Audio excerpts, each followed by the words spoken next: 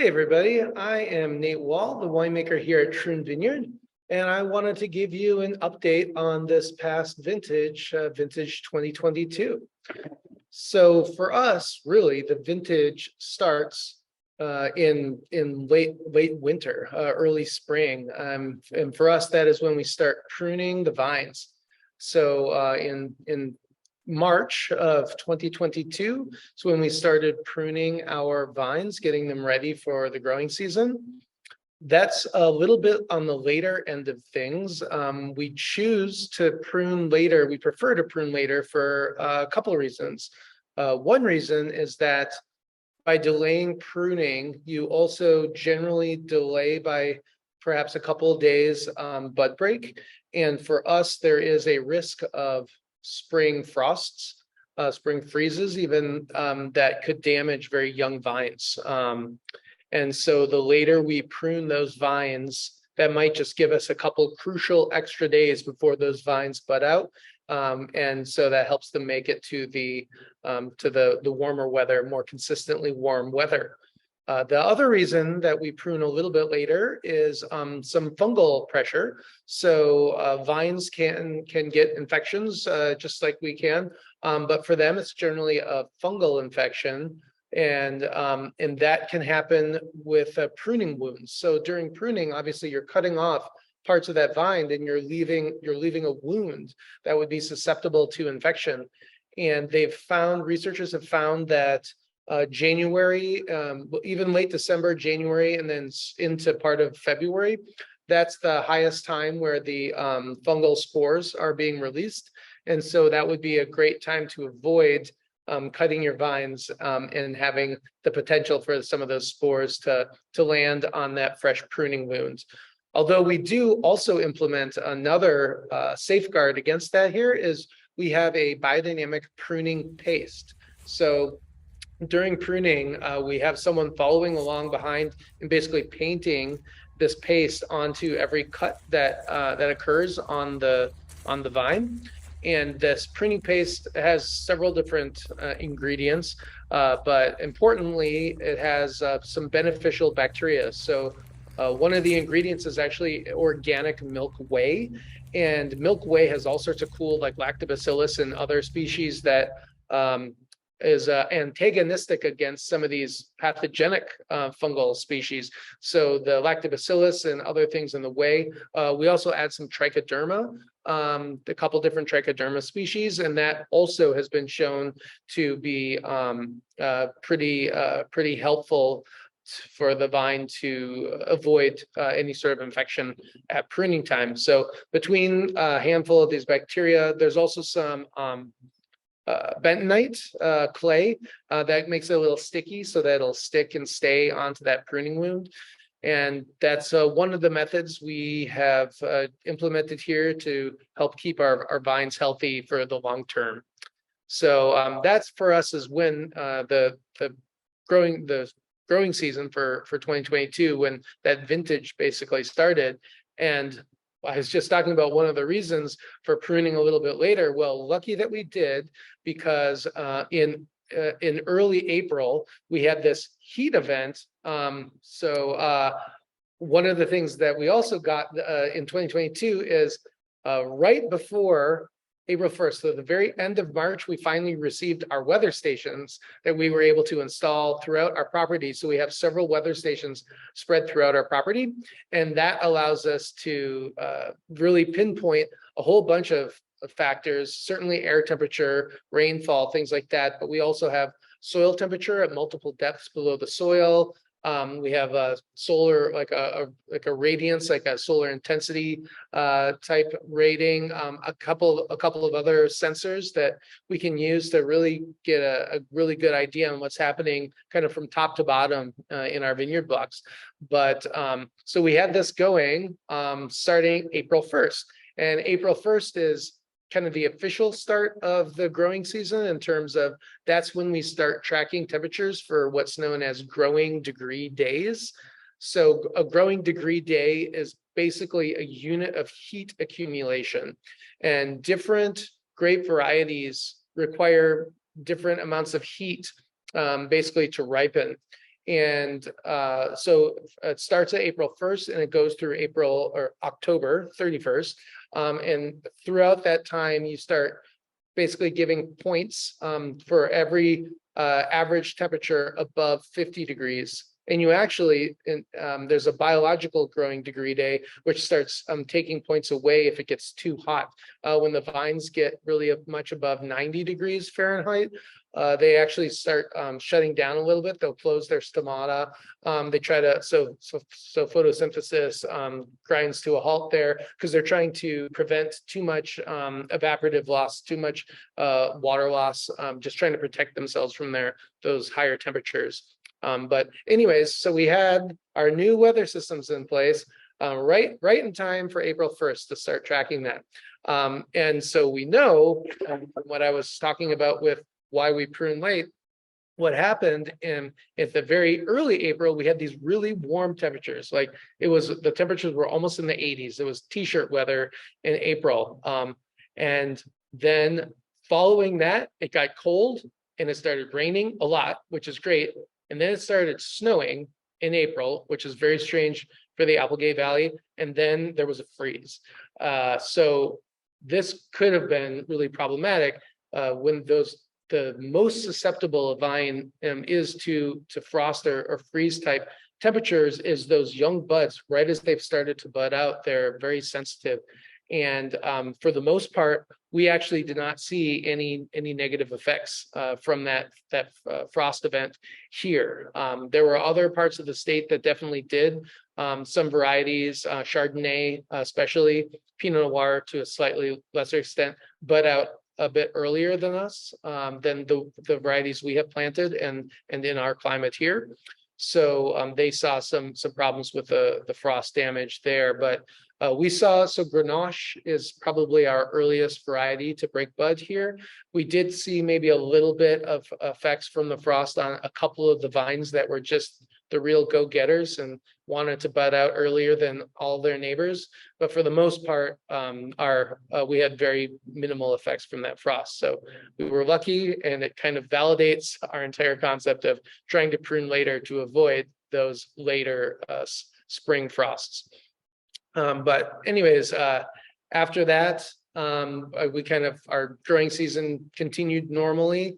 In July and in August, we did see a couple of heat spikes, which is pretty normal for the Applegate Valley, where temperatures definitely get into the upper 90s, if not low hundreds, for a period of 4, 5, 6 days. That did happen a couple times in our growing season.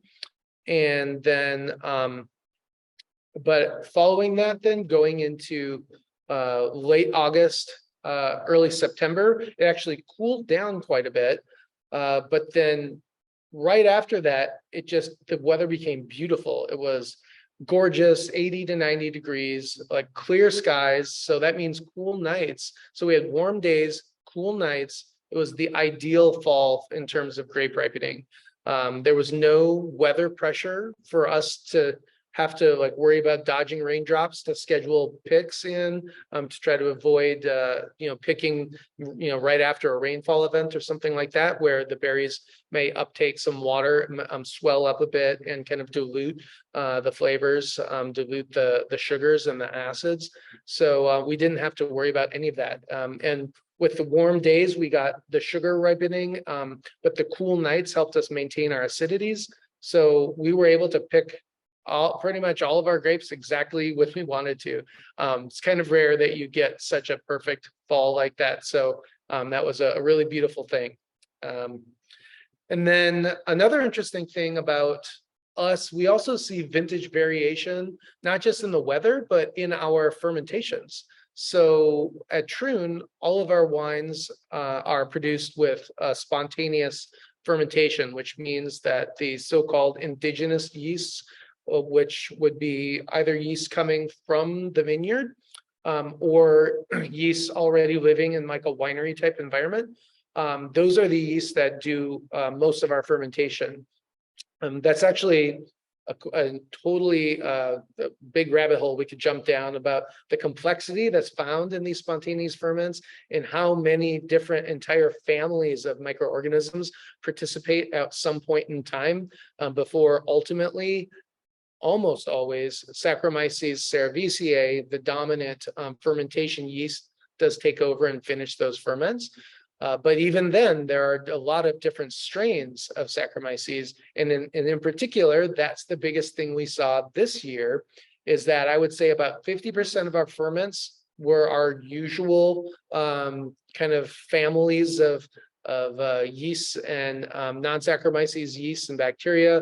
We're doing a lot of those fermentations. But then the other half had what I'm going to call the pink foaming monster yeast, which was a very vigorous yeast. Just the ferments started more rapidly. They were much more vigorous, much more active. And we ferment outdoors. So we're not getting a lot of yeast coming from inside the winery. This winery has been here for decades, and commercial yeasts have been used inside the winery in the past. But these ferments were outdoors, so it's unlikely that this yeast comes from that. I've seen this yeast before in indigenous fermentations from the Willamette Valley, so this is something that lives in Oregon, and I don't know why this year it decided to make itself known, but those ferments, like I said, they just healthy, happy, chugged along. Normally our ferments, because they're outdoors, they have this, it gets quite cool at night during harvest here. We're at a little bit of an elevation where the ferments they're at about 1,400 feet here at the winery. And,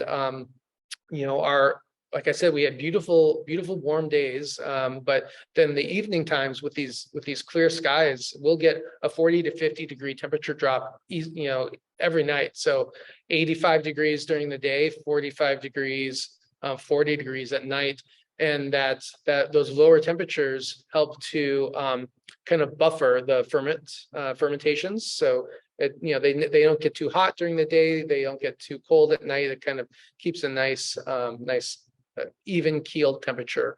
But these guys, these pink foaming monsters, they definitely raced along a little faster than our native ferments normally go. So generally, it takes about 3 to 4 weeks for our outdoor fermentations for our red wines and our orange skin contact white wines, so the amber wines, to complete.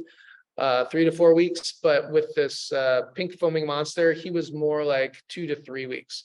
So those were a little bit faster, as I said.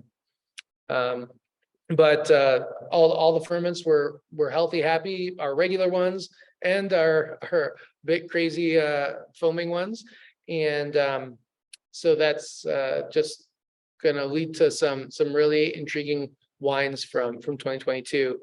Another fun thing that we got to implement during this vintage of 2022 is we received our first concrete egg, non-blow concrete egg. And this year we decided to put Roussan in it, our estate Roussan. And concrete eggs are interesting for a couple different reasons. One, concrete is porous, so there is a gas exchange that's occurring similar to an oak stave in an oak barrel, which also has pores that allow for gas exchange through the vessel, unlike, say, a stainless steel tank, which is completely impervious to gas exchange. So concrete, in particular concrete egg that we have, so there's some of that nice gas exchange going.